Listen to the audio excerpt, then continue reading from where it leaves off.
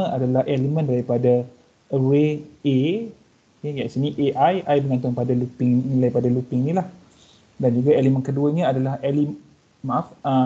argument kedua pun adalah elemen daripada array, iaitu array B yang bergantung kepada nilai I pada loop tersebut. Okey, ini satu cara. Okey. Satu cara lagi adalah kita hantar, okey, kita hantar keseluruhan array. Okey, kita hantar keseluruhan array kepada function kita. Jadi kat sini kita hantar array A. Okey. Okey, terima kasih tolong rakamkan. Okey, kita hantar keseluruhan array A kepada find max. Okey, jadinya apa-apa saja pengiraan berlaku dekat sini. Okey.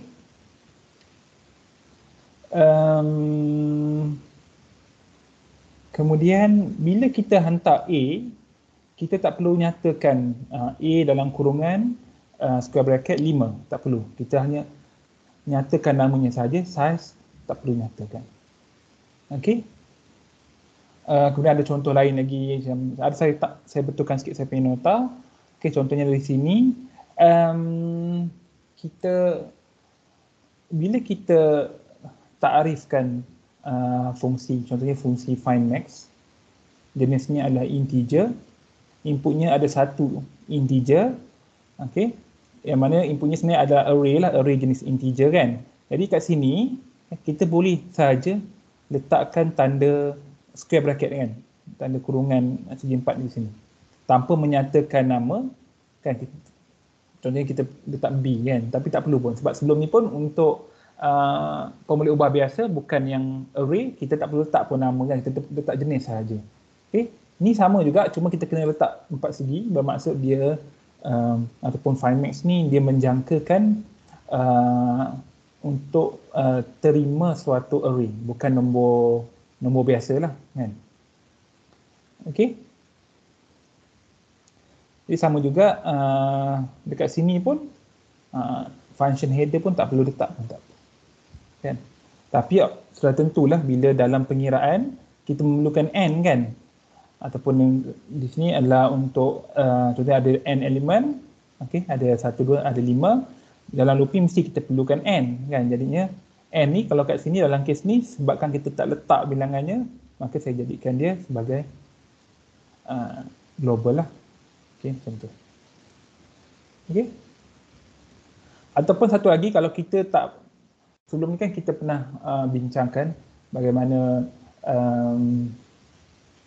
mungkin tak sesuai untuk kita saja-saja gunakan ataupun kita buat satu pembalik ubah ataupun constant sekalipun. Dalam kes ni n adalah pemalar, okey, kita buat dia sebagai global, mungkin tak sesuai kan. Jadi dalam kes tu kita tak perlu takrifkan pun n sama dengan 5 dalam global, tapi kita takrifkan dia dalam function main. Bila kita takrifkan dalam function main, sudah tentu find max tak tahu apa dia. Bila find max tak tahu, maka bila kita panggil, kita ada function call kat sini, kita hantar array A, kita hantar sekali n tersebut pada find max. Dia find max akan terima dua input lah kan, array di sini, okey, dan juga n di sini lah, saya gunakan n kecil tapi apa yang dia akan dapat nanti adalah nilai pada n yang besar ni, iaitu 5, dan dia boleh guna dalam looping. Okey, tapi kalau fungsi awak tak ada looping, tak perlu gunakan size array tersebut, tak perlulah hantar n tersebut kan. Okey. Okey, contoh kat sini saya tambah sikit-sikit komen kan. Kat sini kita boleh guna macam ni, boleh juga kita gunakan B tanpa elemen, boleh juga gunakan B bersama dengan elemen, maksud saya size kepada array tersebut, tak ada masalah. Okey, awak boleh cubalah. Okey, satu lagi kat sini, bila kita ubah ataupun bila kita supply, bila kita beri suatu fungsi, contohnya dalam sini fungsinya adalah change, kita beri suatu array, the whole array kan, kita bagi A, kita bukan bagi element of A, kita bagi the whole array. Ini bermaksud kita beri alamat rumah A ataupun alamat dalam komputer di mana A disimpan, kan? Maka bila ini berlaku, dia sama macam pass by reference yang kita belajar sebelum ni. Tapi pass by reference kita kena letak tanda ampersand dekat int dekat sini, kan? Cuma itu untuk nombor biasa, untuk pemboleh ubah biasa. Kalau array, kita tak perlu letak pun ampersand depan tu, depan int sebagai contoh kat sini, kan? So apa, bila kita buat begini saja, kita bagi the whole array kepada fungsi kita change akan dapat alamat rumah kepada A. Okay, dalam kes ni sebenarnya tak ada apa pun dia buat, kan? Dia cuma nak bagi contoh je. A nilai dia sebegini, 2812716. Apa yang akan dibuat oleh change adalah dia akan tukar. Dia akan terima suatu array namanya B. Dalam kes ni B adalah A lah, kan? Okey. Nama B digunakan sebagai ganti kepada A dalam change. Apa dia akan buat? Elemen pertama iaitu indeksnya kosong akan ditukarkan kepada 1 nilainya. Okey, yang ni 2, dia akan jadi 1. Kemudian elemen keempat dengan indeks 3 nilainya adalah 2. Okey, bukan 27. Maksudnya dia tukar. Dan bila macam ni operasinya, maka kita ada 2 elemen yang terkesan, yang affected oleh change, maka kita tak perlu gunakan int function. Kita guna void saja, tak ada masalah. Dan bila guna void, ada 2 begini, kita tak perlu guna return, kan? Tak perlu guna return pun tak apa, kita tinggalkan begini. Kemudian jadi nilai dalam A dah berubah lah, kan? Kemudian kita boleh semak, okay, kita see out A selepas change digunakan, dan kita akan dapat outputnya 1, 18, 1, 2, 16. Begitulah. Okay. Kodnya saya dah buat naik dalam AKM folio, jadi awak boleh semak, kita hanya recap sahaja. Okay. Jadi kita tak perlu, we don't need to add ampersand, kan? Seperti mana use in Py by reference, kan? Sebab bila array dia memang tahulah, kan? Macam mana dia tahu, itu saya pun tak pastilah, kan? Tapi just nak bagi tahu awak semua, bila guna array dia akan fungsi itu akan tahu. Okey. Kemudian ini bagi contoh lain, okey. Kita ada array A, B, C. C ni bukan apa, C ni hanyalah tempat kita simpan hasil tambah A dan B. Kan, hasil tambah elemen wise. Maksudnya elemen pertama tambah dengan elemen pertama, elemen kedua tambah elemen kedua, sampai seterusnya. Okey, jadinya apa kita nak buat adalah, sudah tentu kita tak guna function pun tak apa. Kan ataupun kita guna function, kita pass satu persatu, elemen demi elemen. Nah, lagi mudah juga.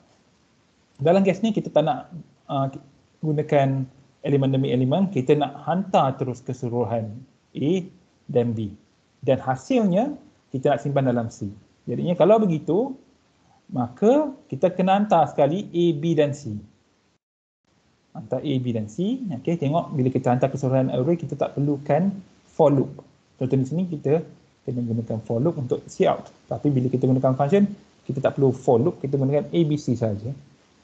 Apa dia akan buat adalah, okay, tengok kat sini, sebenarnya dia tambah juga, kan? Dia terima elemen pertama, kedua, array pertama, kedua dan ketiga. Apa yang akan buat adalah elemen pertama namanya X, array pertama X, array kedua Y, array ketiga Z. Okey, maksudnya nama saja berbeza tapi dia merujuk kepada array yang sama. Jadinya tambah elemen X dengan elemen Y, simpan dalam Z. Jadi di sini kita nampak yang mana hasil tambah kepada dua array tersebut memberi kesan kepada array yang ketiga, iaitu dalam kes ni namanya Z, ataupun kalau dalam main function namanya C. Okey, jadi bila namanya array dan size-nya pun adalah n, maka ini bermaksud lebih daripada satu pemboleh ubah yang terkesan, kan? More than one variable they are affected, okay, by this function. Maka kita tak perlu gunakan int, kan? Kita gunakan void sahaja, okay? Dan tak perlu return. Okey, sebab lebih daripada satu je tak perlu return. Tapi kena guna void lah. Okey, jadi kat sini Z yang bermaksud C, okey, menyimpan hasil tambah pada dua vektor ataupun dua array. Jadi kita boleh see out terus C dan dapat jawapan yang kita hendaki lah. 3, 20, 4, 3, 1, 2, 1. Okey, jadi kat sini kita tak perlu tambah ampersand untuk array yang ketiga. Kan, array yang mewakili C ataupun Z. Kan, sebab array memang dia akan tahu alamat. Okey, bila kita gunakan the whole array as argument of function. Okey, jadi minta awak cuba ulang kaji. Okey, kalau tak jelas. Okey, kemudian sekejap ya. Tengok apa yang ada. Kita dah ada berapa orang? Terus ni dah. Okey. Okey, kemudian minggu lepas kita pergi pada two dimensional array. Okey. Kita belajar sikit je. Okey, kat sini kita nak declare sebagai contoh. Sama caranya. Kita ada jenisnya, nama kepada array kita ataupun nama pembalik ubah kita. Kemudian kita ada square bracket, kan? Kurungan segi empat ni. Kita ada dua. Yang pertama mewakili number of row. Number of row. Yang kedua adalah number of array. Okey, ingat balik yang kalau kita belajar matrices kan? Belajar matrix. Kan? Kalau kita ada m times n matrix. Kan? Maka ini bermaksud kalau kita ada matrix macam ni, yang ni size-nya adalah m, maksudnya ada m elemen, yang ni adalah n elemen. Okey, maksudnya ada sini adalah row, ada m row, sini ada n column. Okey. Je, maksudnya dari segi C++ ataupun matematik. Okey, dekat sini nombor 4 ni, unlike the one dimensional array, the number of row and column must be specified during array declaration. Itu sama je kot, kan? Kena specify kan? Okey, kita kena buang nanti. Okey, so kita boleh, selain itu kita boleh declare and initialize two dimensional array at the same time. Contohnya macam ni, kita ada 3 kali 4 matrix, kan? Ataupun 3, 4, apa? Punya array yang ada 3 row dan 4 kolom, kan? 3 baris, 4 lajur. Okey, cara dia adalah kita pecahkan kepada setiap baris, kan? Row. Begini. Kita pecahkan dan kita letakkannya dalam kurungan, dalam curly bracket. Okey, jadinya kita nampak ni adalah baris pertama, baris kedua, baris ketiga lah, macam ni lah. Baris pertama, baris kedua, baris ketiga. Ataupun sebenarnya tak asingkan dia pun tak apa. Kan kita buat begini saja, nanti komputer tu pandai-pandai lah, dia tahulah nak buat macam mana. Okey. When using the array val above, the term val 1, 3 identifies the element of array val in row 1, column 3. Kan? Bila kita ada begini, kan? Kita, let's say kita see out. Okay? Maka ini memberi row pertama ataupun baris pertama, lajur ketiga. Okay? Jadinya di sini baris pertama, kolom ketiga di sini. Okay? Ini ingat bahawa setiap baris dan lajur bermula dari indeks kosong dalam C++. Maka val 13 nilainya adalah 6. Okey. Jadinya ada example. Okey, kita tengok kod. Sekejap ya. Okey, so lebih kuranglah kita ada tadi begini. Okay, mungkin saya boleh komen sikit. Bukan ni, sorry. Ya, kita nak tunjuk semua dulu. Okey, begini. Okey, So saya nak gunakan ni, saya nak masukkan semua nilai ni kan. Jadi saya boleh buat, sebenarnya saya nak buat int row, n row tu maksudnya number of row, number of column, 3, 4. Kan nak guna nama lain pun tak apa, okey. Tapi di depan ni saya tambah sebenarnya const sebab saya nak bagi tahu dia adalah pemalar, constant, dia bukan pemboleh ubah. Pemboleh ubah ni macam I dan J, nilainya akan sentiasa berubah. N row dan n column ni kita akan guna dia sepanjang program ni lah, program yang kita nampak sekarang. Okey. Kemudian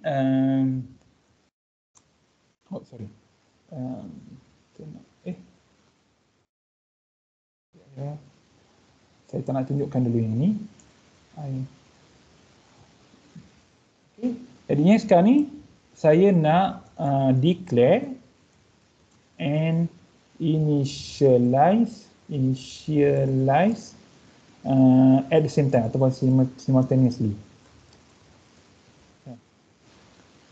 Dan ini cara dia macam tadi lah kan, int val, okay. Kemudian kita masukkan 8, 16, 95, tutupkan kurungan, 3, 15, 27, macam ni lah, 6, 14, 25, 2, 10. Okay. Jadi dekat sini saya kena nyatakan bilangan dia berapa. Okay. Sini n row bermaksud ni 3, yang ni bermaksud 4. Kan. Tapi tak letak pun tak apa. Okay, gitu kan, sebab dia akan baca lah daripada atas ni. Kalau kita run, dia tak keluar. Okay, dia tak ada apa-apa lah kan. Okay. Jadi dia dah simpan lah. Okay, tapi kita tak minta dia see out, so tak ada masalah. Okay, jadinya sebenarnya kalau kat sini kita nak buang, tak silap saya, kita nak buang n call pun tak apa. Okay. Kita bagi tahu bilangan row saja. Okay. Sekejap. Kena ada satu. Kita check balik. Betul. Okey. Kalau kita tak nyatakan bilangan row pun tak apa. Kita nyatakan bilangan column. Tak ada masalah. Sebenarnya lah. Okey. Tapi yang ni dikata saya kena betulkan sikit. Okey. Maksudnya sekurang-kurangnya number of column ataupun bilangan laju kena dinyatakan dalam bila kita declare and initialize at the same time. Okay, at the same time tau. Kalau kita nak declare saja, kita kena buat dua-dua tu. Jadi ayat ni betul lah kan? Okay. Number of row and column must be specified during execution. Betul. Okay, dua-dua kena ada. Maksudnya kalau kita nak buat begini, kita nak declare saja. Bukan. Kalau nak declare saja macam ni, tanpa beri nilai, tanpa initialize, kena ada number of row and column. Okay. Declare only. Okay. Kena ada dua-dua. Sebab mestilah kan dia nak peruntukkan ruang untuk val. Kan, untuk val. Okay. Jadi bila nak peruntukkan ruang, kena tahulah size itu berapa. Okay. Tapi sekarang ni, dia nak peruntukkan ruang val. Kan, kita tak bagi tahu satu elemen, tak bagi tahu row pun tak apa. Sebabnya bila kita declare tu, kita nak siap-siap masukkan nombor. Kan, bila kita siap-siap masukkan nombor, dia tahulah. Kau tak payah bagi tahu aku pun tak apa, aku boleh kira sendiri. Macam itulah bagi dia. Okey. Tapi yang terbaik letaklah. Okey, letak begitu. Okey. Dia kata apa? Okey.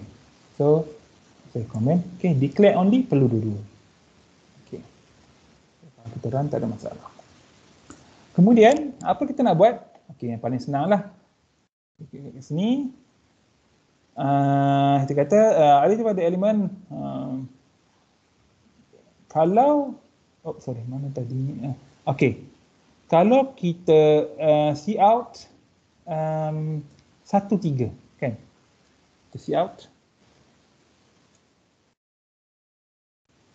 Okay, saya nak bagi space. Saya nak buat 1, 3. Ini.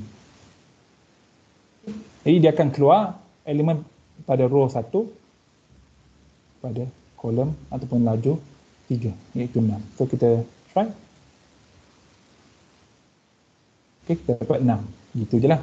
Okey, dapat 6 kat sini. Okey, jadinya selain tu kita boleh juga see out semualah. Okey, tak ada masalah. Kita see out semua. Oh, sorry. Okey. Kita menggunakan apa yang dipanggil sebagai explicit element kan. Maksudnya kita akan see out. Tengok kat sini, saya gunakan IO manip. Saya gunakan set W. Saya nak cantikkan je lah. Apa yang saya buat adalah saya akan see out 00 kan, iaitu elemen pertama 00. Kemudian saya akan see out 01, iaitu di sini 16. Kemudian 03 di sini kan, 052 iaitu 03. Kemudian N9 baris baru, bagi sikit ruang, bagi 4 ruang. Kemudian see out 10 iaitu di sini. Habis bagi baris baru, see out yang ni pula dan sebagainya. Jadi kalau saya run, okey, dia akan keluarlah. Okey, di sini display of the val array by explicit element. Kan, maksudnya kita kena tulis satu lah, val 00, 01, 10, 02, 03, 10 dan sebagainya. Imagine kalau kita ada 100, macam mana? Kalau kita nak type kan, 100 kali 100, takkan kita nak type satu persatu. Okey, jadinya kita boleh juga gunakan apa sini saya tulis display of val array using nested for loop. Okey, yang ni explicit element. Maksudnya kita nyatakan dia secara tersurat satu persatu. Di sini kita tak guna explicit element, kita gunakan looping. Okey, jadinya kat sini saya nak buat benda yang sama. Jadi saya buat for I, okey, saya nak namakan dia int I, daripada 0 sampailah n row tolak 1 kan, sebab dia tak termasuk kan, elemen terakhir mestilah n tolak 1. Dan I++, kemudian saya ada satu lagi j, iaitu untuk kolom kan, maksudnya dia akan see out rupiah dalam dulu sampai habis, iaitu dia akan see out 8, 16, 9, 52. Okay, kemudian dah habis, sini dah habis, dia akan end line, buat baris baru. Buat baris baru sekali, kemudian mula balik looping untuk I sama dengan daripada 0 tadi terus 1. Okay, 1. Jadi yang bertukar di sini hanya J saja. Dah habis, baru I naik balik. I naik 2 pula. Bila I naik 2, J akan start daripada 0 sampailah habis. Maksudnya dia akan buat 8, 16, 9, 52. Tukar baris baru. Okey, tukar baris baru, I dah jadi 1. J start balik 0. J akan mula balik dengan 0 kat sini. Dan dia akan naik satu persatu daripada 0, 1, 2, 3, habis. Bila habis, buat baris baru, I naik satu lagi, iaitu I akan jadi 2. I jadi 2. Kemudian akan baca, buat baris baru, kemudian start balik J daripada 0 sampailah 3. Okay, dia akan see out. Okay, jadi cara yang begini, kalau kita run,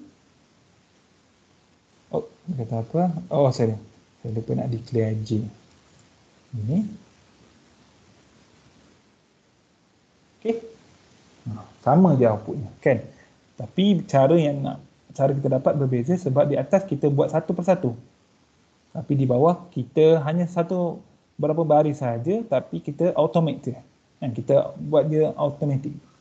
Kan, jadinya lagi kurang kerja lah. Okey. Ada masalah ke sampai sini? Okay, sebelum kita pergi kepada masalah yang lain, ada isu ke? Kalau ada, boleh tanya ke? Kalau nak tanya. Oh, sorry. Sini. Okay, tak ada. Saya assume tak ada. Okay. Kenapa dia? Kemudian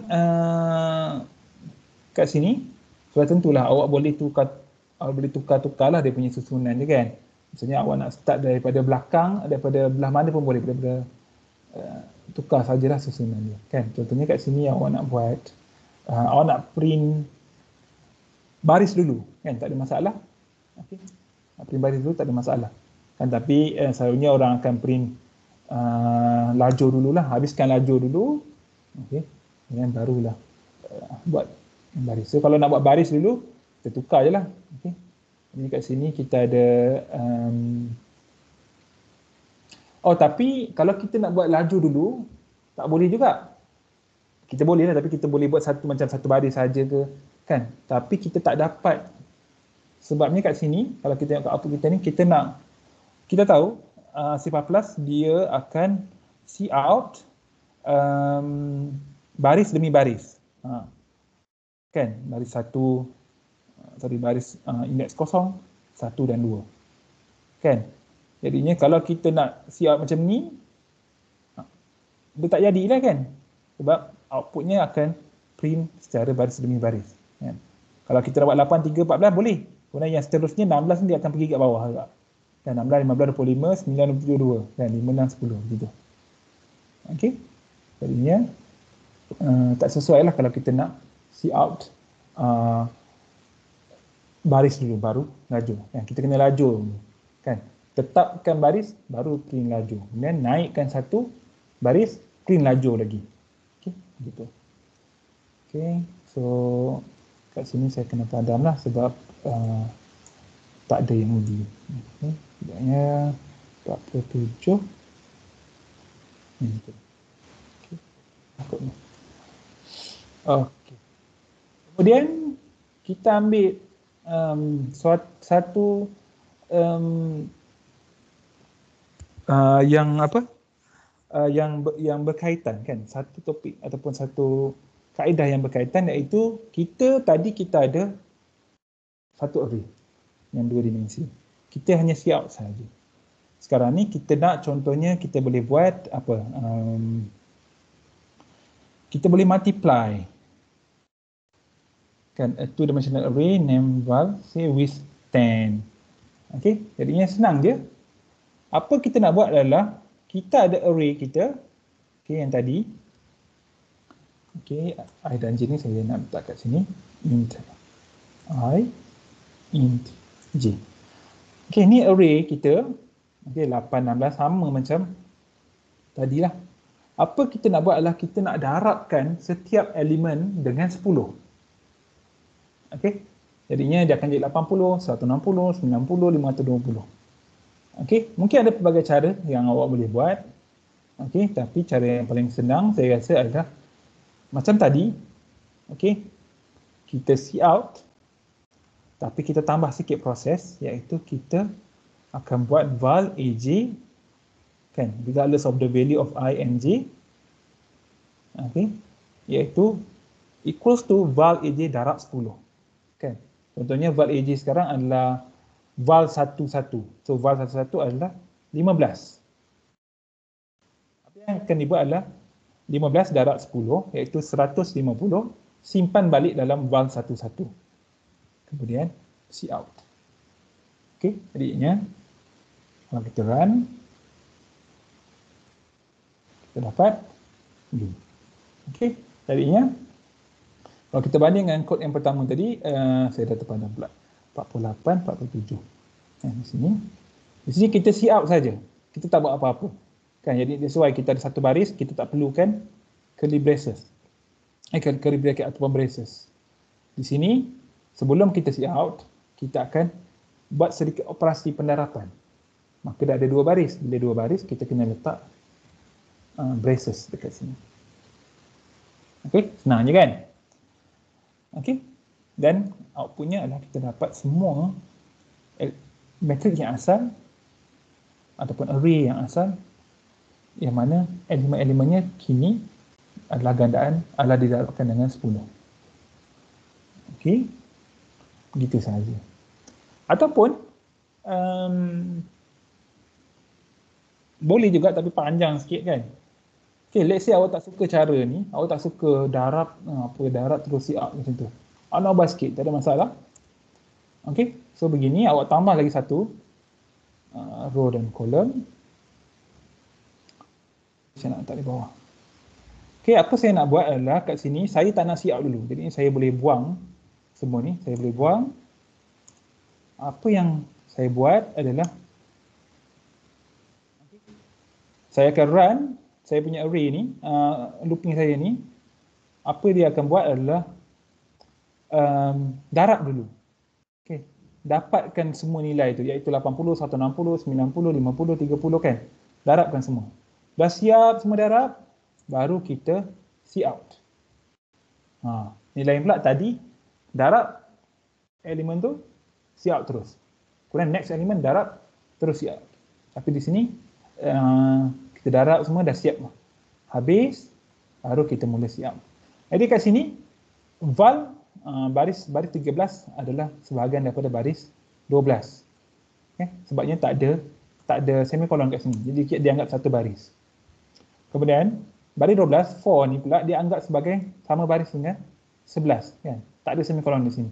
Maka kita tak perlu braces dekat sini.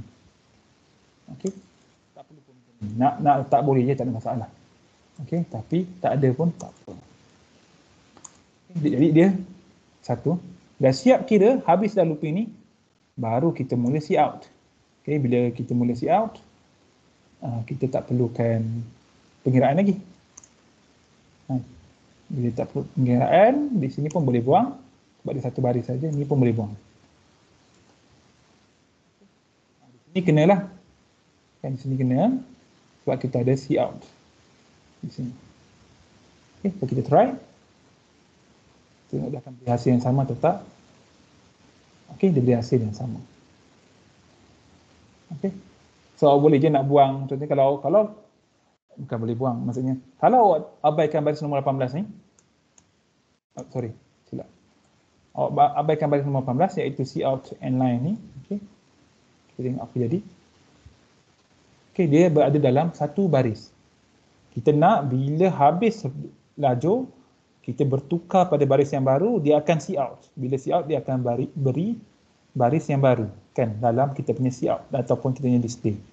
Jadi itu sebab kita perlu ada see out di sini. Cara yang kedua lah. Tapi terpulang pada awak yang mana-mana. Okay.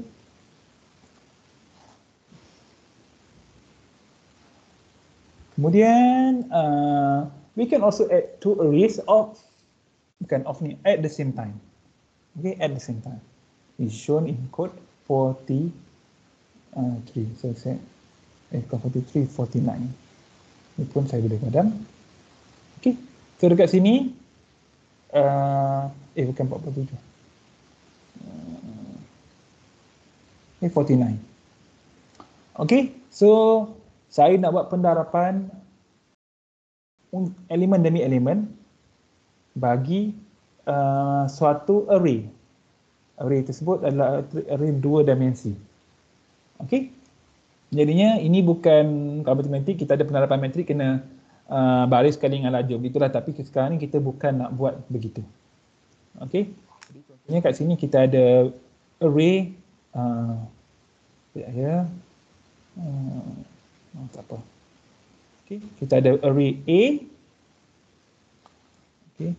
A yang mana elemen-elemennya adalah, tengok kat sini, 1, 3, 5, 7, 9, 11. Okey. 1, 3, 5, 7, 9, 11. Kemudian kita ada array satu lagi, array B 0, 2, 4, 6, 8, 10.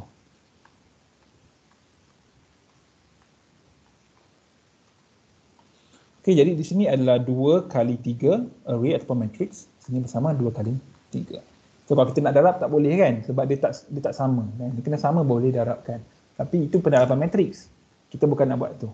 Kita nak buat C, yang mana C adalah A darab B. Okay. Kita kata elemen demi elemen ataupun elemen wise multiplication. Okey, jadinya kita jangkakan C kita akan dapat begini. Okey, maksudnya kat sini adalah kalau saya nak tulis balik, kalau kita ada C, maka ni adalah C1, C00, sini adalah C01, C02, kan? C10, C11, C12. Okey, so kat sini formulanya adalah tak lain tak bukan C00 adalah A00 darab dengan B00. Okay, panjanglah pula kan, tapi begitulah. Okay, sampai yang habis ni nanti kita dapat C12 adalah B12 darab A12 darab B12. Itulah. Okey, jadinya hanya penerapan elemen demi elemen, tak ada apa pun yang istimewa. Okey, jadinya cara dia kat sini saya takrifkan row 2 atau baris 2, kan ada 2 baris, jalur 3. Betul? Okey, saya tak perlu kena ig kat sini. Okey, ni saya initialize dan declare at the same time, kecuali C saya tak ada nilai saya nak initialize, saya declare saja. Okey. Kemudian di sini saya ada macam tadi, sebiji. Kan sama. Okey. Sama je, cuma kat dalam ni tadi kita buat val ij sama dengan val ij darab 10. Tapi di sini cij sama dengan aij tambah bij. Okey, sebab dia adalah penambahan sahaja. Okey, jadi kalau kita run, okey, dapat begitulah. 1, 5, 9, 3, 11, 21 kan. Dia tengok sini, 1 darab 0. Kita nak tambah. 1 tambah 0, 1, 3 tambah 2, 5, 9, 21. Okey, betul. Boleh juga kalau kita nak pendarapan. Kan? Pendarapan tak ada masalah. Okey, element wise multiplication kan. Jadi kita darab je lah sini. Okey, kalau kita nak lah.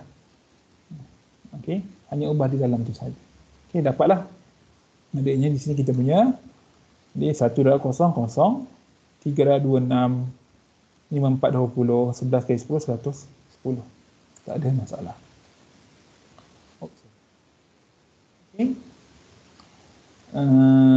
Okey, jadi basically dia sama je lah, lebih kurang dengan untuk fungsi ataupun array untuk satu dimensi. Okey. Kemudian kita boleh, tidak, ini apa ya? Ini tambah, ini apa saya buat ni? Yang ni macam tadi, iaitu kita selesaikan penambahan dulu, kita tambah, dah habis semua, dah dapat elemen C tu, baru kita mulakan C out. Kan, jadi tapi kita ada dua loop lah, dua nested loop. Kan, satu di sini, satu di sini. Kalau di sini hanya satu saja nested loop. Kan? For dengan for. Kan, sebab dia buat serentak kan. Okey, jadinya yang kedua ni, yang pertama lagi ringkas lah. Okey, kita pulang pada awak nak guna yang mana. Kemudian seperti mana fungsi seperti mana dalam array satu dimensi, kita boleh juga gunakan fungsi atau kita gunakan array sebagai input kepada fungsi. Okey, sama ada secara kita hantarkan elemen kepada array satu persatu. Bila satu persatu maksud kita kena loop lah. Ataupun kita boleh juga hantar keseluruhan array macam ni kepada fungsi tersebut sebagai input lah. Okey, tapi memanglah ringkas kan macam ni kan, kita gunakan mark fun, kita akan tengok kejap lagi. Okey, kita hantar val. Okey, tak serabut lah, nampak begitu saja. Tapi yang serabut-serabut tu adalah sebenarnya dalam kita punya function. Kan, looping dia kena ada. Looping tak boleh lari. Sama ada awak nak letak dia dalam main function atau awak nak letak dia dalam other function lah, kan, find max ke mark function ke dalam ni. Okey, jadi kita tengok ni saya boleh padam. Okey, 9. Okey, 50.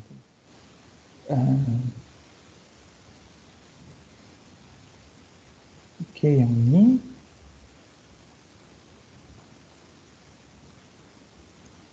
kejap je saya nak tengok apa yang dia buat.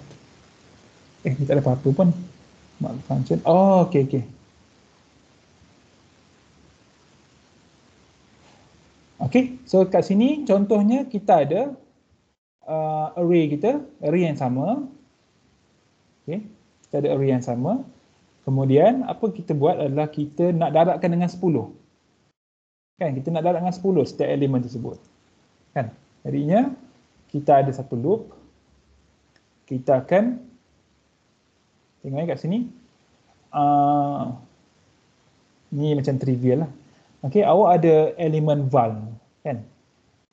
Awak ada elemen val satu-satu, let's say, kan? Satu-satu. Kalau kita tengok balik dekat kita punya val satu-satu tadi, sekejap ya. Mana nota kita tadi? Kat sini. Okey, let's say tak kisah mana-mana pun, kan? Val satu-satu iaitu 15. Okey, apa yang akan dibuat oleh dalam kod ni? Iaitu 15, kita hantar 15 tersebut akan menjadi input kepada marked. Okey. Apa marked buat? Marked, apa yang dia buat adalah dia terima satu input, yang apa-apa saja input namanya akan ditukar kepada B. Kemudian apa yang dia buat adalah B itu akan didarabkan dengan 10. Dia darab, dia akan return B. 10 lah. Maksudnya kalau tadi 15, sampai sini 15, sampai baris ke-28 dia jadi 15 kali 10 lah, kan, 150. Kemudian return 150. Return balik di sini jadi 150. Simpan dalam val 11 juga. Okey, maksudnya input dan output mempunyai nama yang sama. Tak ada masalah, kan? Sejak sebelum ni pun kita ada je macam tu, kan? Sepertinya kita ada X sama dengan X tambah 1. Oh, sorry. Kan? Tak ada masalah pun sebab X sebelah kanan adalah X yang lama, X yang belah kiri adalah X yang baru. Macam inilah val belah kanan adalah, iaitu input adalah val yang lama, kan? Belah kiri adalah val yang baru yang kita kemas kini nilainya. Okey, jadi kalau kita run,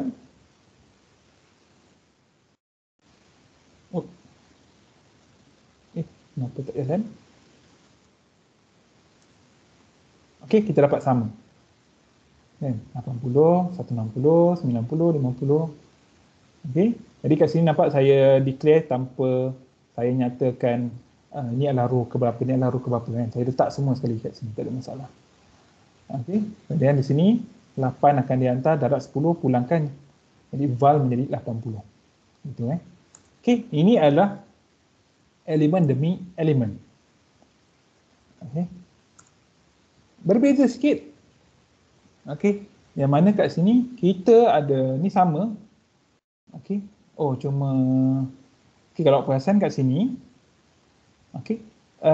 Saya punya const int row ni dengan number of column saya letak dalam main. Okey. Tapi sekarang saya nak hantar keseluruhan function saya, maka saya kena keluarkan dia. Okey. Saya kena letaknya ke atas ni lah. Begitu. Sebab saya nak guna nanti dalam saya punya function nanti. Kita akan tengok. Oh, sorry.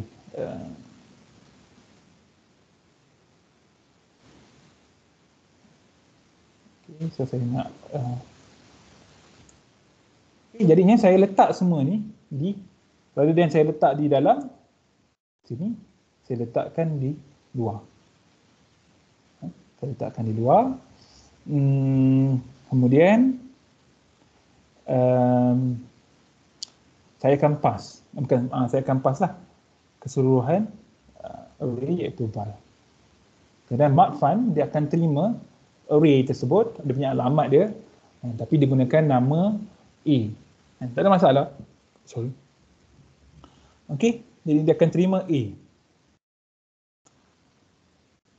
Bila darabkan dengan 10, maka dia memberi kesan kepada keseluruhan array. Kan, maksudnya ada lebih daripada satu pemboleh ubah yang terkesan daripada operasi yang kita buat. Maka kita gunakan void. Dan tak perlu return. Okey. Okey, jadi dalam sini, apa dia buat adalah, sebenarnya simple je. Okey, dia darabkan dengan 10, kemudian dia terus see out. Dia terus see out. Okey. Kalau betul see out, lagilah tak perlukan pass by reference. Jadinya di sini kalau tengok kita perlukan n row dan n column. Okey. Jadinya kita perlukan ini sebab kita nak buat operasi kat sini. Jadinya that's why kita letakkan n row dan n column sebagai global.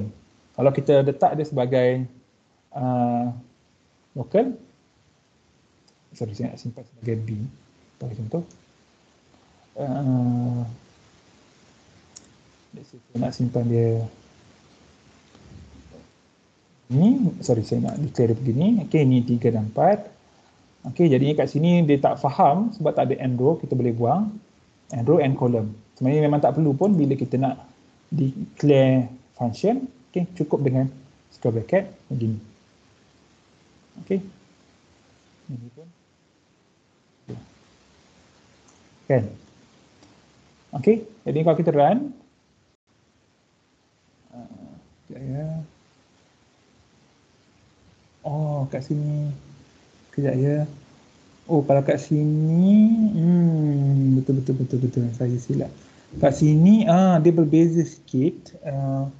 Kita kena letak dia juga. Maksudnya elemen yang kedua ni wajib, kan? Okey. Elemen yang kedua ni memang wajib. Maksudnya kita kena memang letak dia sebagai global.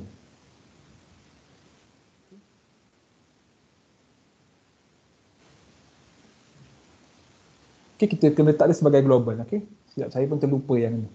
Okey, jadinya dia perlukan sekurang-kurangnya yang kedua ni, kan, number of column ni. Jadi takkanlah kita nak letak satu global satu local, kan? So kita buat dia dua. Letak dua sebagai global. Okey. Kemudian dekat sini sama jugalah, kan, tak boleh buat apalah. Okey. So n row and n column akan diperlukan dalam kita punya looping lah. So basically kod B ni sama dengan kod A, so saya boleh delete terus. 51 B. Sekejap ya, saya delete sini. Saya padam sebenarnya. Okey.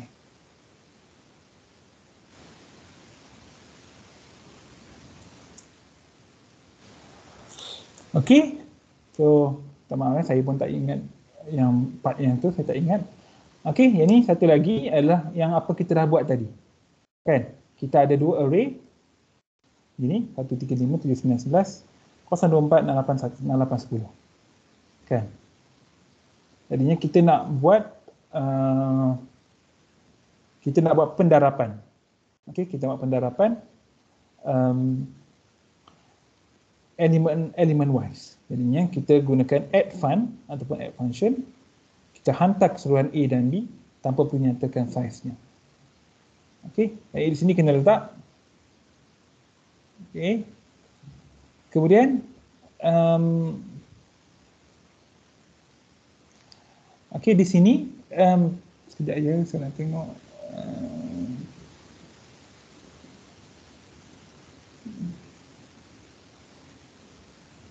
Okey. Dekat sini apa dia buat adalah kita create satu Z, di mana Z ni akan terima hasil tambah, penambahan. Sorry, bukan pendarapan, penambahan. Kita nak cout kat sini. Boleh, tak ada masalah. Okey, kalau kita run, okey, ni semiji macam yang tadi lah. Okay, kita dapat ni. Okey, tapi cout berlaku dekat dalam add fun. So tentu kita boleh ubah dia. Okey, cout berlaku dekat main. Kan, tapi looping kita akan ada dua kali looping lah. Contoh macam ni. Okey, add fun. Okey, AB. Okey, dia dah tukar. Sekarang kita nak cout. Bila nak cout, kita ambil semua ni. Kita cout dekat main. Okey, kita cout dekat main. Sekejap ya.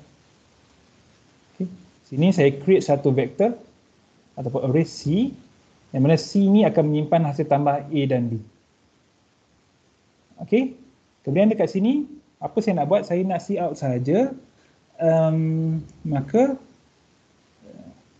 saya boleh buang. Sekejap ya. Ini, saya boleh buang ini, saya boleh buang ini. Saya nak cout C. Okay. Okay. Jadinya sekarang ni kita ada A dan B, kita hantar, tiba-tiba kita nak see out C. Kan? Tak boleh macam tu. Jadi kita kena hantar C sekali. Ya? Macam pass by reference lah sebelum ni kita tengok tu kan. Okay, tapi untuk vektor ataupun untuk array, ya, kita tak perlu letak dia punya ampersand untuk C. Okay, jadinya kat sini kita kena ubah sikit. Kita ada X, Y dan kita ada Z. Okay, yang ni kita boleh buat. Apa dia akan buat adalah elemen yang ketiga namanya Z. Okay, ni sebiji macam tadi lah, cuma kita tak perlu see out. Sini pun tak perlu, sini pun tak perlu. Kan? Kita hanya kira saja, ni pun tak perlu, ini semua tak perlu. Okay, kita gunakan void function. Kan? Okay, ni pun sama, kita tambah satu lagi. Okay. Okay, sekarang ni kita ada A dan B, kita nak tambahkannya elemen demi elemen, simpan dalam C dan see out C. Kita akan see out C. Cara dia, kita ni cara yang kedua lah kan. Tadi kita cara yang pertama. Kita hantar A, B dan C.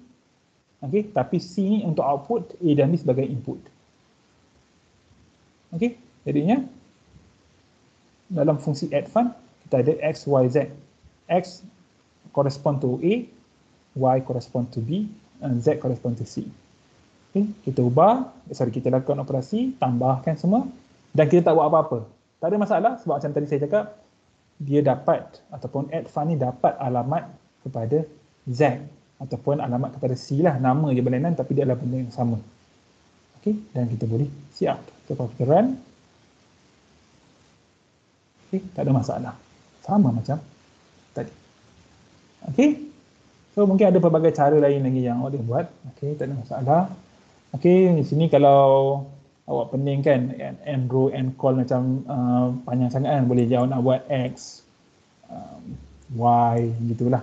Okey, tapi untuk mengajar, saya gunakan and row and call lah supaya tak tertukar. Okey, kalau dah biasa, awak gantikan X, Y pun tak ada masalah. Ataupun Y, X ke. Okey. Apa soalan ke yang tak jelas untuk topik ni? Okey, kita dah habis dah.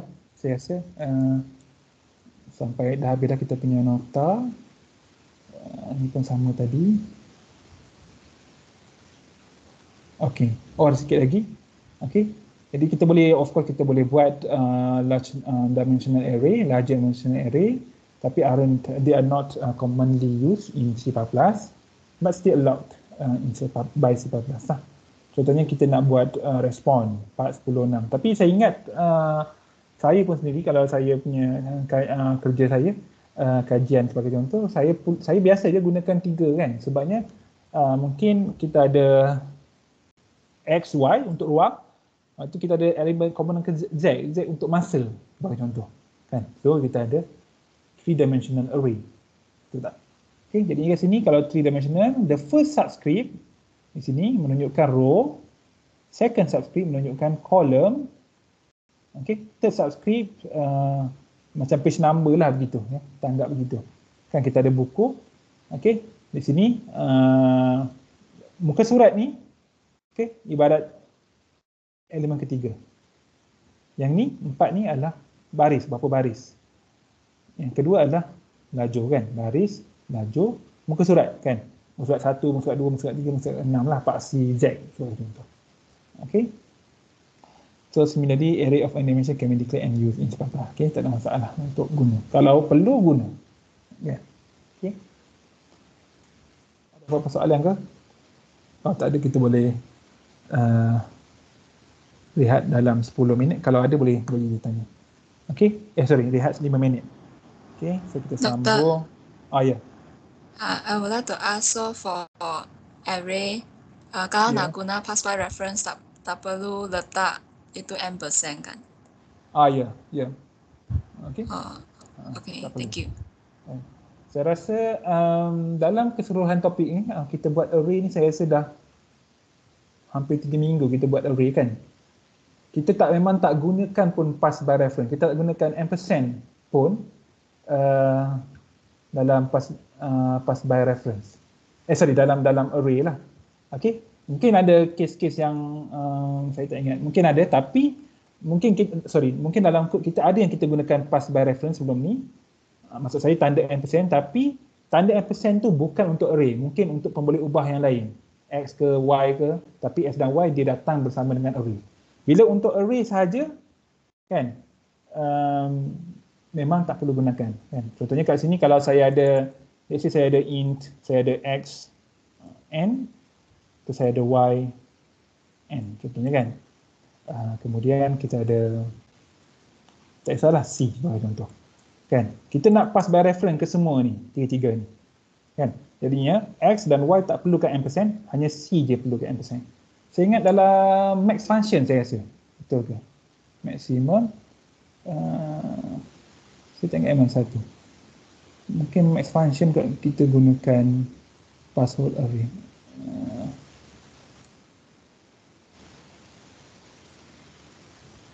Oh tak ada kan? Ni kita returnkan M, so tak gunakan pass by reference pun.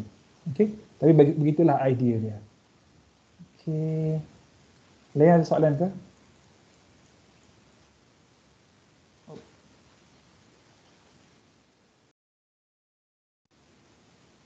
Okay, kalau tak ada kita sambung pukul 12.5.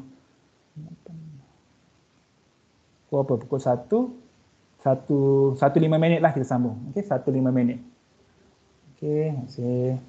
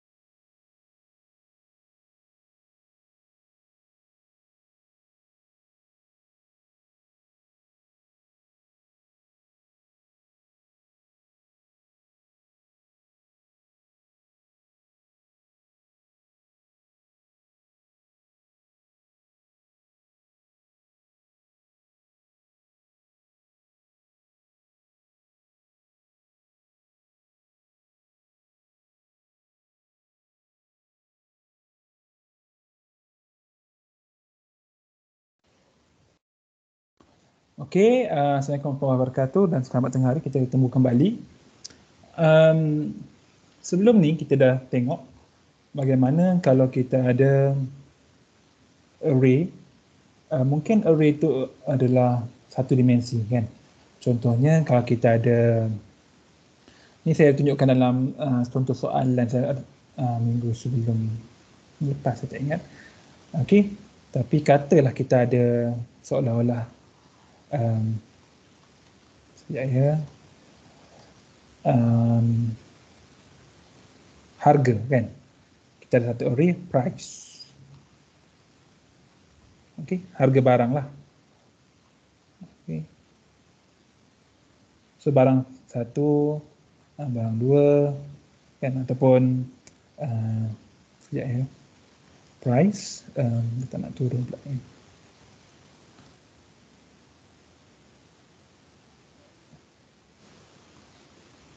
Okay, so let's say kita ada barang, maksud saya price untuk 2, maksudnya 3, 4,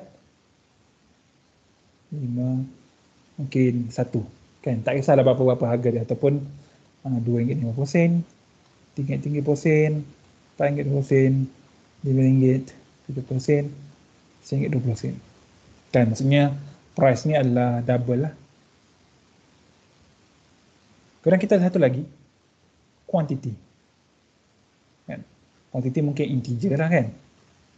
Okay, jadinya sebenarnya quantity ni adalah quantity untuk setiap harga tadi kan, untuk setiap barang tadi lah. Okay, maksudnya untuk harga RM2.9, RM2.50, ada 2 barang yang terjual. Di sini mungkin 3 barang, 1 barang, ini mungkin tak ada yang terjual, ini mungkin 5 yang terjual. Kan? Jadinya dekat sini kita ada 2 array. Array pertama, array kedua.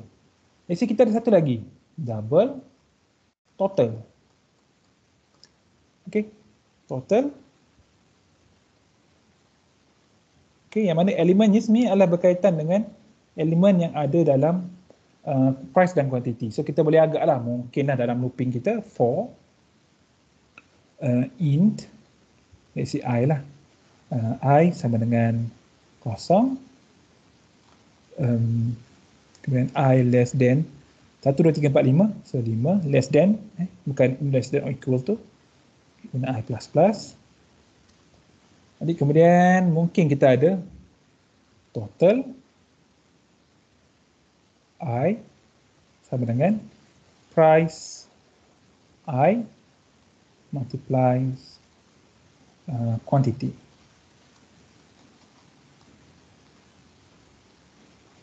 Okey, mungkin begini kan, maksudnya kita ada beberapa array yang berkaitan kan. Jadi ini RM5 sampailah sekat sini kita ada RM2 kali dengan 5, RM6 kan. Okey, dia berkaitan tapi dia disimpan secara berasingan. Tak ada cara untuk kita gabungkan dia. Gitu kan. Jadi ini yang kita akan buat dalam kita punya topik yang baru, itu data structure.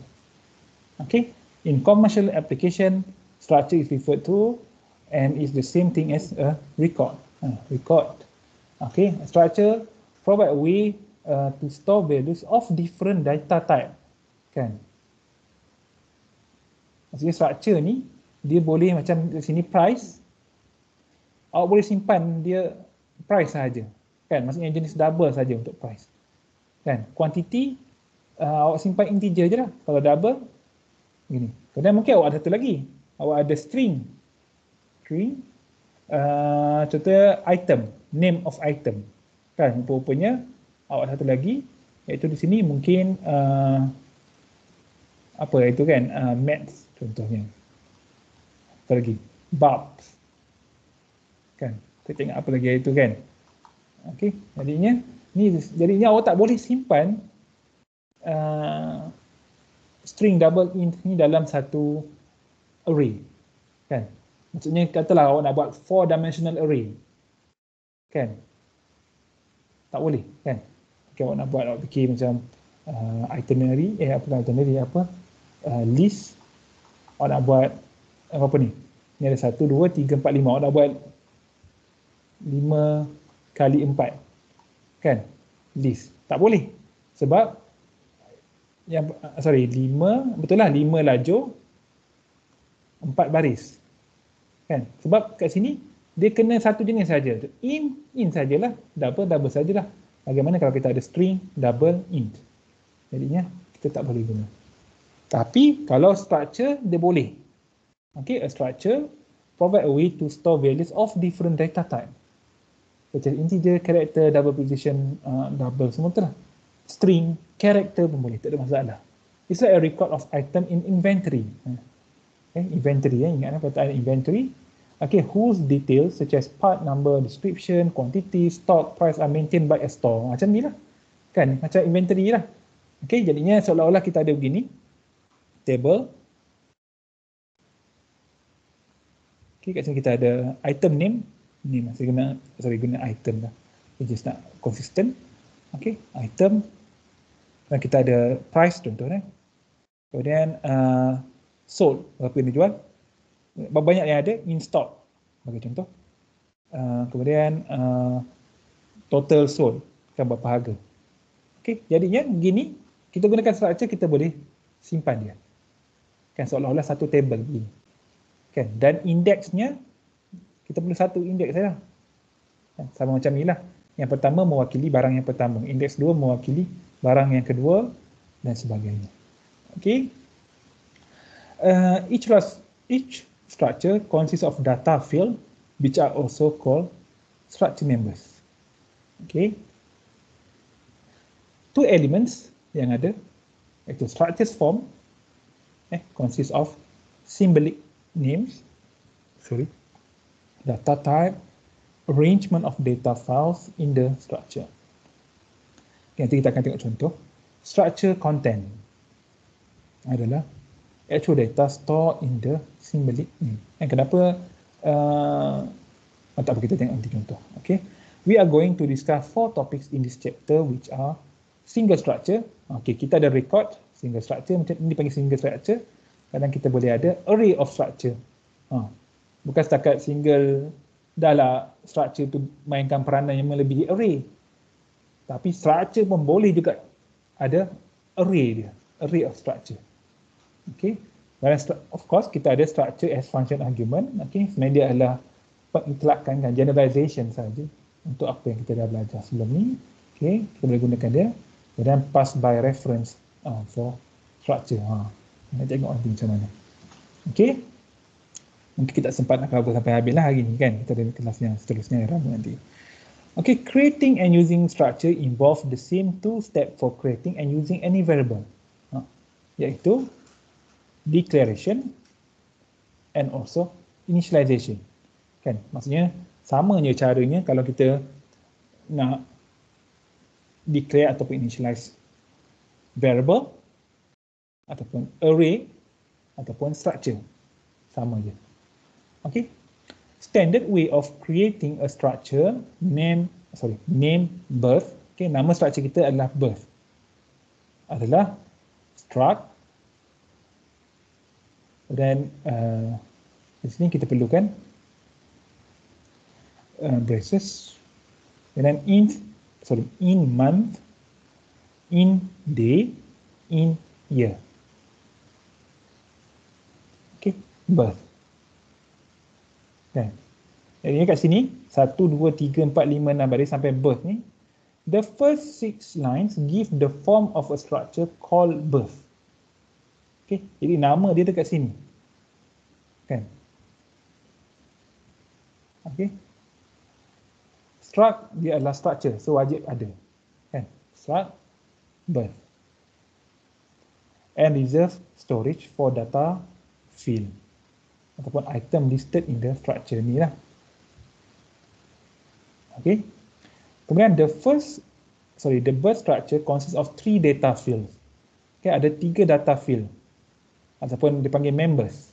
Okay, ada dekat atas ni. Data field ataupun members yang mana dia adalah month, day, year. Okey, jadinya kalau kita tengok pada kod, kita buat kod. Okey, ni 50. Saya nak simpan dia kejap ya. Saya nak buat ni sebagai B lah. 52.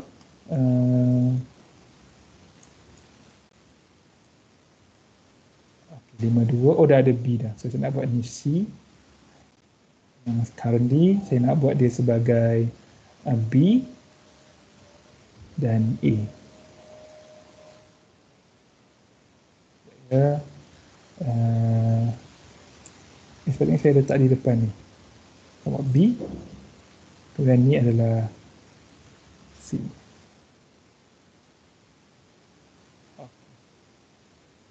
Buka balik. Okay, jadinya saya boleh saja buang yang ni semua. So saya kat sini, saya nak declare. Saya declare saja. Saya ada structure. Nama structure saya adalah birth. Kemudian dia punya data field ataupun member ada 3, iaitu month, day, year. Okay. Jenisnya ketiga-tiga ni adalah integer. Kalau saya run, okay, dia tak ada masalah. Maksudnya betul. Kita dah declare. Okay. So saya boleh tambah sikit kat sini. Ini adalah declaration of a structure. So, awak tengok kat sini.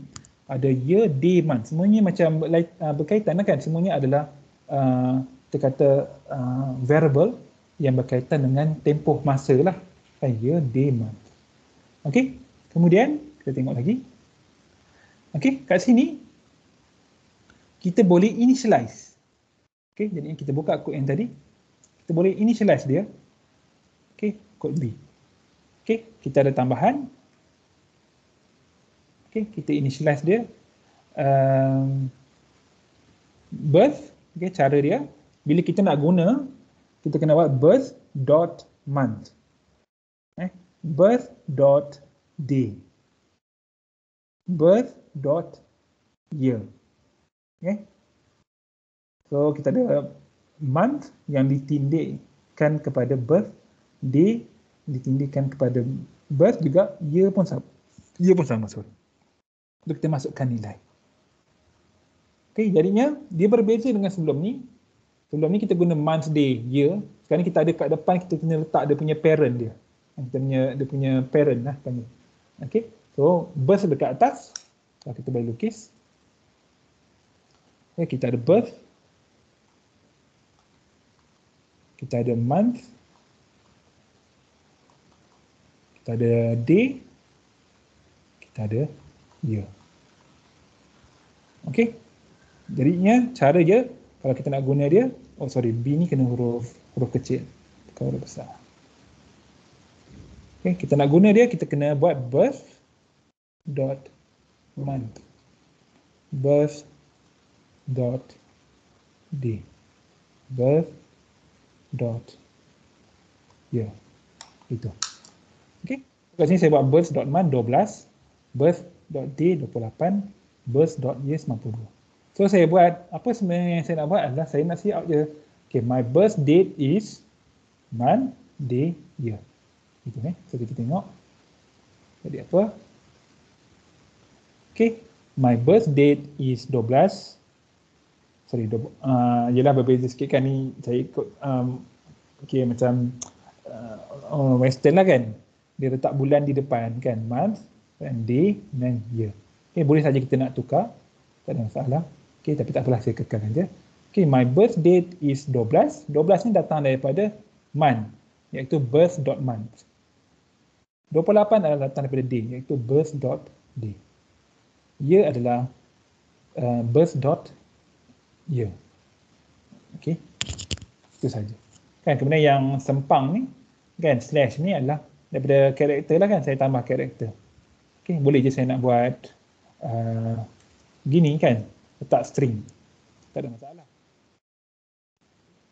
Boleh saja. Ini. Okay, kalau saya run. Dia beri output yang sama kan, tapi sebab ni hanya satu simbol saja, kita boleh gunakan karakter kan, tak perlu guna double quotes, guna single quote dia dah cukup. Aku harap ni jelas. Okay, mungkin macam keliru sikit mula-mula kan. Okay, kena tengok lagi mata kita. To access to structure member just right, nama kita, structure name iaitu birth dengan data field name. Data field name ni adalah member ni, iaitu month, day, year. Okay, in between letak dot. Okay, the dot is called the member access operator or dot operator. Okay, tak ingat sangat pun tak apa. Okay, tak janji tahu penggunaannya. Okay, mana contoh tadi. Kemudian kita boleh juga buat a single structure in compact form. Okay, kita rather than kita rasa membazirnya, kita nak apa? Nak letak macam ni kan. Struct ni dia berapa baris lah? 6 baris kan. Okay, kita boleh letak dia dalam satu baris. Okay, contohnya beginilah. Okay, kita ambil saja ni. Sekejap saya tengok.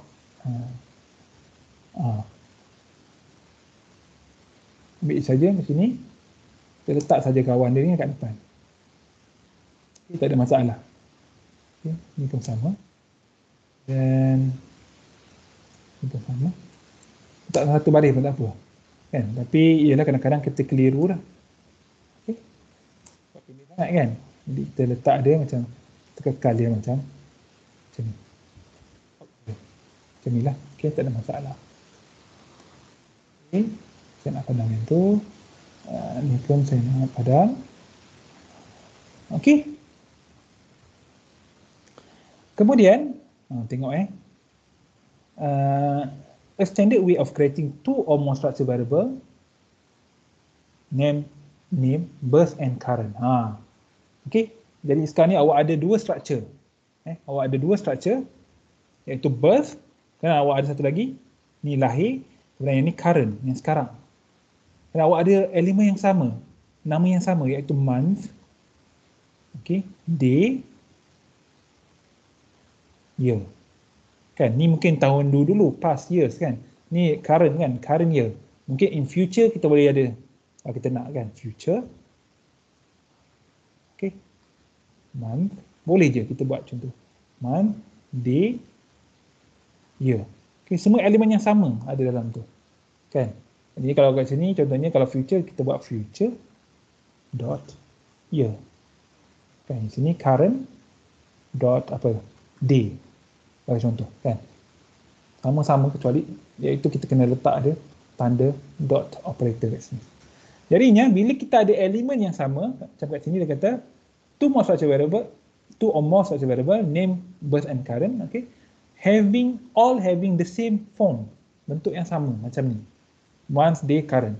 Maka kita boleh initialize serentak. Kita boleh declare serentak. Iaitu kita letak birth, current. Kemudian letaklah tanda ampersand. Tanda semicolon. Jangan lupa. Maka dekat sini kita dah takrifkan dua structure. Kita dah declare iaitu birth dan current. Okey. Kemudian apa saya buat? Okey, saya dah dalam kod ni kan. Okey, so saya nak tengok kod yang seterusnya. Sebenarnya kod yang sama je macam yang dalam tu, dalam nota. Okey, di sini kita declare, saya nak bagi komen sikit, declare two structures with the same ataupun dia kata apa, with the same form, form of members ataupun field, kan, data field ataupun members. Okey, iaitu month, day, year. Okey. Kemudian apa saya buat? Saya nak initialize.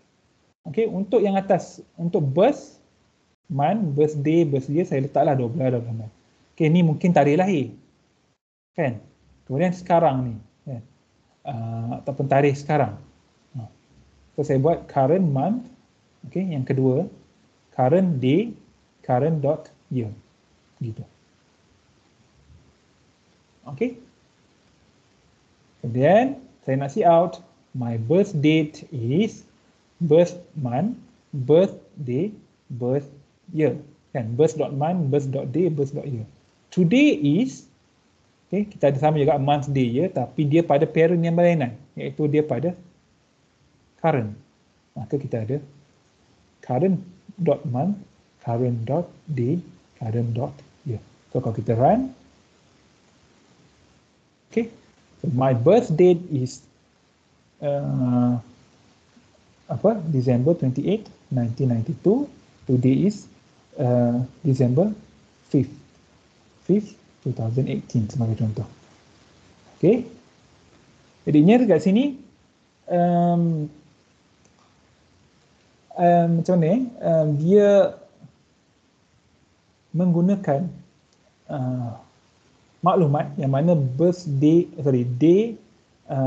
month dan year adalah 3 pemboleh ubah yang berkaitan, maka diletakkan dalam satu struktur. Okay? Kita tak perlu letak di dalam variable ataupun array X, yang ni letak dalam array Y, ini letak dalam array Z, tak perlu macam tu. Okey, tak jelas. Okey, dan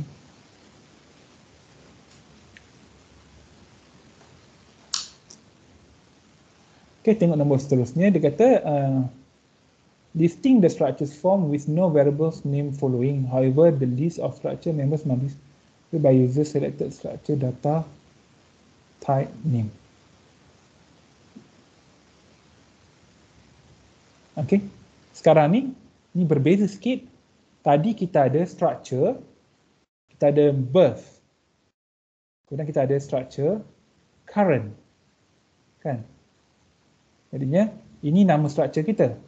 Tapi sekarang kita buat structure, kita tak bagi nama.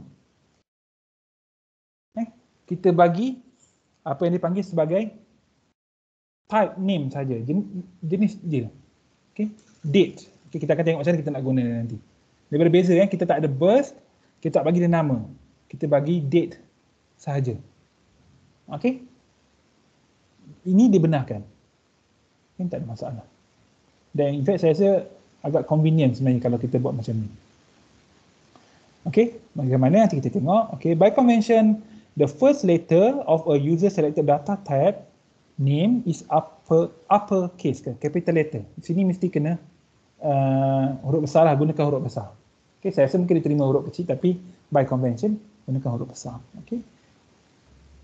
Kemudian this declaration for the date creates a new data type without actually reserving any storage. Dia create saja, tapi dia tak peruntukkan lagi ruang dalam komputer awak untuk simpan structure. Kan? Dia hanya macam declare saja. Dia macam ni, dia tak bagi ruang pun sebenarnya. Okay?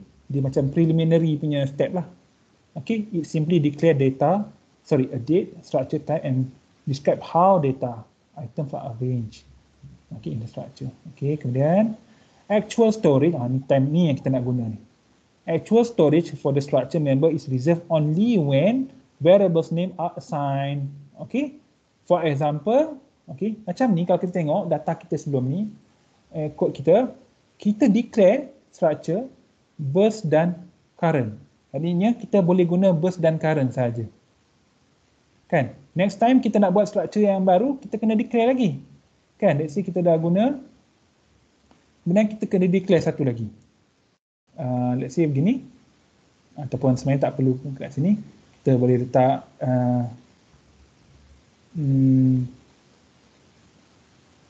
let's say satu, kita letak di bawah lah. Kita dah buat coding kita dah panjang, dan kita realise kita perlu satu lagi.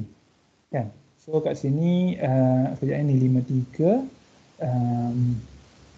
Okey, saya kena guna 54 kot. Kejap saya nak 54. Okey, tak apa. Tengok ni lah. Okey, 53. Okey, katalah saya dah buat kod, saya perlu satu lagi structure. Saya tambahlah gini, iaitu saya nak buat future punya structure, namanya future. Okey, so saya run lah sekian gitu. Okay. Okey, tapi tak perlu pun sebenarnya macam tu. Okey, kita boleh gunakan date tadi sebagai contoh, iaitu kita kata date, okey, adalah jenis structure. Kemudian bila kita nak guna, kita hanya panggil saja date birth. Kan? Date current. Dan kita boleh terus guna. Okay, birth.month, buat berapa. Kan? Bila kita nak guna in future, kita buat je date, future. So, kita boleh terus guna future, let's say kita buat future dot date, day adalah 23. Betul kan? Dan future dot month adalah 10. Okay, boleh saja. Kan? Kita nak guna lagi. Kita buat saja date, bila-bila lah kan? Date future 2. Bila kita panggil saja begini, maka secara automatik structure akan terhasil yang mana elemen ataupun membernya adalah month, day, year. Jadinya apa yang saya nak katakan sini adalah bila kita gunakan seperti ini, kita letak type ataupun type name untuk structure, dia lagi mudah. Okay? But next time kita hanya perlu letak dia di depan. Seperti kita ada int x, int y. Kan? If string in file gitu. Ini sama juga lah. Date birth, date current, date future. Okay. Kemudian itulah. Okay, maksudnya bila kita pada kod kita ni, bila kita buat macam ni, data ataupun ruang dalam komputer kita masih belum memperuntukkan apa-apa untuk pembeli ubah kita ataupun structure kita. Bila kita panggil sahaja date birth, maka birth ni akan diperuntukkan ruang dalam komputer kita. Dan itu sama juga current. Jadi yang atas ni, 6 baris ni tak memberi apa-apa. Bila dah panggil baru dia akan berfungsi. So the definition statement yang ni reserve storage of 2 date structure variables, name, birth and current. Okay. So kita ada structure variable ataupun structure yang namanya birth and current. Each structure has the form. Bentuknya adalah seperti yang diisytiharkan dalam ataupun oleh date tersebut. Iaitu bentuknya adalah month, day, year. Okay. Okay, contoh dia. Kita tengok tadi. Okay, and then sudah tentu bila kita bincang pasal pembeli ubah dan sebagainya, mestilah akan ada elemen iaitu elemen global ataupun local. So kalau kita nak buat global, okay, kita letakkan semua ni date sebagai contoh, kita nak gunakannya dalam function contohnya, kita letakkan semua ni, okay, kita letakkan structure date tanpa kita perlu bagi nama birth ke, current ke, future ke, okay, tak perlu, kita letak saja date, kan, jenisnya saja pada di sini, kan, kod utama kita. Jadinya di sini dia adalah global structure. Okay. Bila nak pakai, dalam kita panggil lah date birth. Kemudian dalam kata kita ada function find max. So kita boleh guna je date dot future, gitu. Okay, idea dia macam itulah lebih kurang. Okay. Kemudian the initialization of structure follow the same rule as the initialization of array does. Iaitu writing the definition with a list of initializer. Okay. Jadinya sebelum ni kita nampak, okay, kita kena buat satu persatu kan. Saya nak padam. Ini pun saya nak padam. Ini saya nak padam. 55 tadi. Ini global lah. Okay, global. Dan 56. Okay. Sebelum ni kita ada date birth. Okay, kita buat macam ni. Date birth. Okay, kita gunakan jenis kan. Date. Kemudian sini kita isytiharkan dia. Iaitu birth. Kemudian kita buat birth dot month sama dengan 12. Birth, ataupun saya ambil semua ni, birth day dan birth year. Okay. So saya declare saya punya, saya initialize, saya declare saya punya structure. Okey, sebagai jenisnya date, maka dia patut ada 3 elemen. Okey, kemudian saya initialize nilainya, iaitu 12, 28, 19, 92 kan kat sini. Okey. Tadilah yang kita dah tengok. Okey, saya nak komen. Okey, tapi maksudnya kat sini ini adalah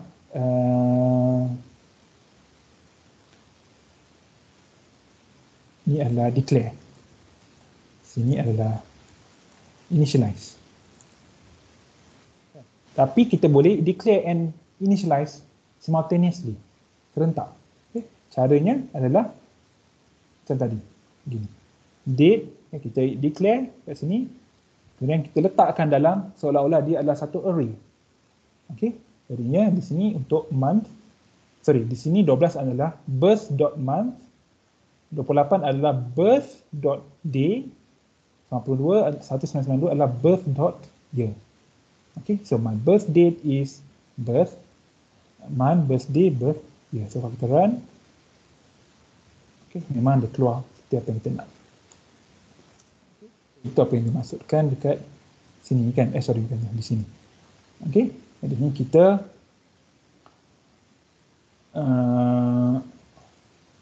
inilah. Okay, initialization, okay, serentak dengan declaration. Okay. So kita tengok sikit kat sini, dia kata note that the initializers are separated by comma, not semicolon. Dia bagi tahulah. Okay, dia letak comma macam dalam array biasa. Okay.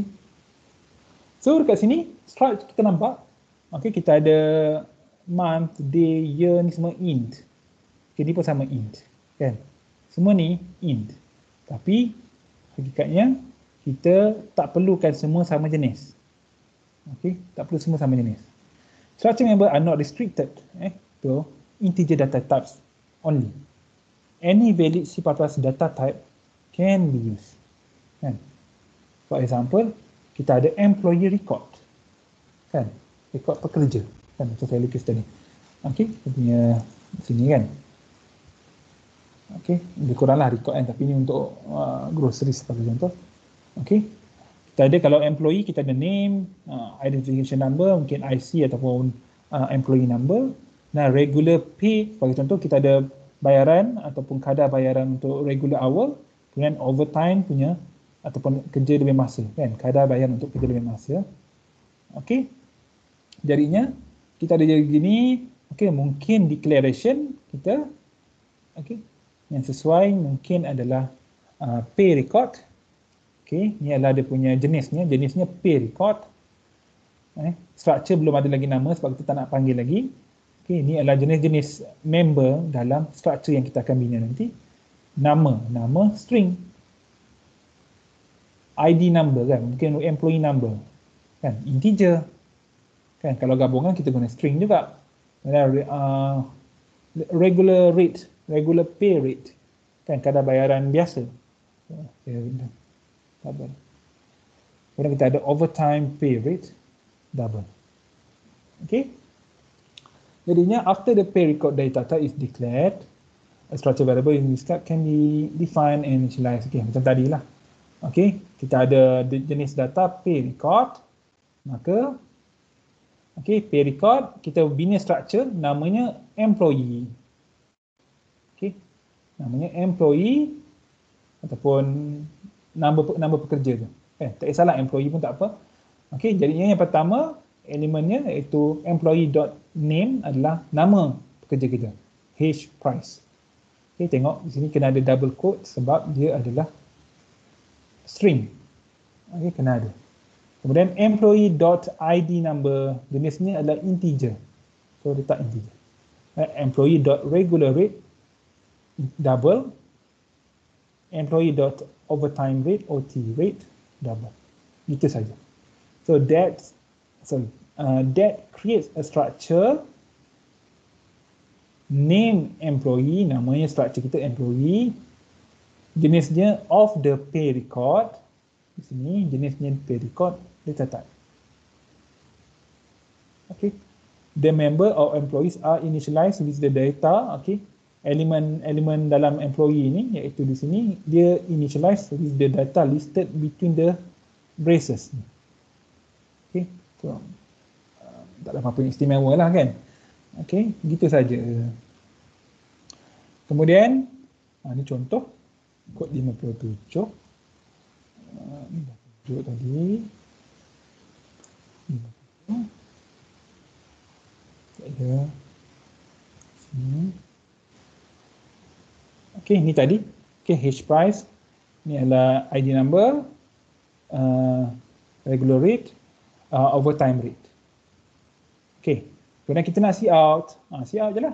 Okay, bila see out, mesti ada employee dot variable kan. Ini sama je macam tadi lah. Ini saya ulangkan sebagai penekanan kepada awak semua. Okay, employee name, application name, number, regular pay, overtime pay. Gitu. Okay. Dan apa lagi? Kita tengok. It is clear that structure is simply a convenient method for combining and storing related item, although of different types. Okay. Under a common name. Dan nama yang sama, iaitu employee, tapi dalam tu dia simpan maklumat mengenai employee tersebut. Okey, jadi awak boleh bayangkan untuk employee ni, structure employee, dalamnya kita ada maklumat tentang seorang pekerja. Kan H price. Bagaimana H price ni, ini nombor dia, kadar bayaran dan sebagainya. Bagaimana kalau kita ada banyak number? Banyak employee, ramai kan. Jadi kita boleh buat apa? Kita boleh buat array. Okay, employee I, H price ni, atau seterusnya. Okay, jadi kita boleh buat array. Itu yang kita akan belajar nanti. Okay. Kemudian structure member can be any valid symbol of data type including array and structure. Maksudnya sekarang ni adalah structure kita, dalam ni string in double. Tapi sebenarnya dalam ni name pun boleh jadi array. Kita boleh buat name dalam kurungan 5. ID number dalam kurungan 5. Maksudnya array dalam structure. Okay, tak ada masalah, boleh saja. Okay, structure member can be any valid data type, including array and structure tu. Dalam structure ada structure juga. Kan? Tak ada masalah, kita akan tengok nanti. Okay, so this means we can include a structure inside another structure. Follow the same rule for including any data type in a structure. Okay, kita sampai sini je hari ni. Okay, jadi minta awak tolong tengok topik ni sebab esok kita akan sebab ni dah separuh dah ni. Okay, so kita akan pergi lebih jelas lah. Kita ada contoh array dan sebagainya. Okay, tolong tengok nota ni balik. Bukan esok, hari Rabu. Okay, kita akan cuba habiskan. Okay. Okay, terima kasih. Ada apa soalan ke?